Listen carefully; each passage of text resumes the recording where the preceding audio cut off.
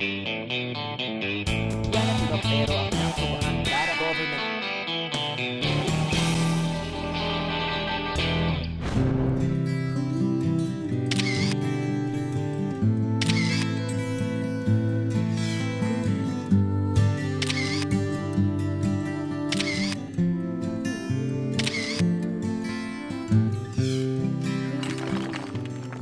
Minsan, hindi importante kung paano ito bigkasin. Ang mahalaga kung ano ang nasa likod nito at kung paano ito gagamitin. Anguno o anggono? Ako po si Kuya F at yan ang ating alamin dito sa Kwentong Kanto.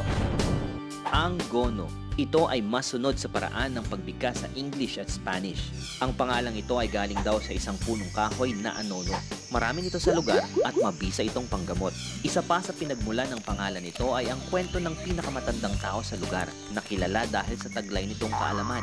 Siya ay si Nuno. Anggo, na ang ibig sabihin ay mabahong hayop. Ang anggono daw kasi ay dating rancho at nang minsang mapadaan ang mga Espanyol at tinanong kung ano ang amoy na iyon, nabanggit ng mga katutubo ang anggo. Hindi man masabi kung saan talaga nanggaling ang pangalang anggono. Pero noong 1734 naman, sigurado, unang nakita ang maliit na lugar na ito sa mapa ng Pilipinas.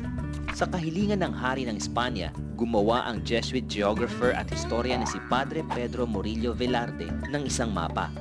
Makikita sa mapa na ito na ang anggono ay isa lang maliit na tuldok. Nakatayo ito sa isang hindi kilalang ilog na napapaligiran ng isang bundok na ngayon ay kilala bilang Sierra Madre.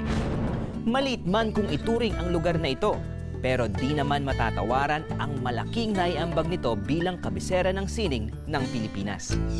Dito galing sila Carlos V. Francisco, kinilala ang husay niya sa pagpipinta noong 1973, at si Luco D. San Pedro naman para sa musika noong 1991. Dito rin nakita ang itinuturing na pinakamatandang gawa ng sining sa bansa, ang Angono Petroglyphs. Ayon sa National Museum, pinatutunayang sadyang may tinatawag na sining sa mga bato at kuweba sa Pilipinas at isa na rito ang Angono Petroglyphs. Tinatayang 3,000 taon na ang nakakaraan mula nang iukit ang mga 127 stick figures na may iba't ibang disenyo ng mga insekto, butiki, palaka, buwaya at tao. Ilang matutulis na antigong bato din ang natagpuan sa lugar na maaaring ginamit ng mga ninuno bilang pangukit. Ngayon ay nasa listahan na ng 100 most endangered sites in the world ng World Monument Watch ang Angono Petroglyphs.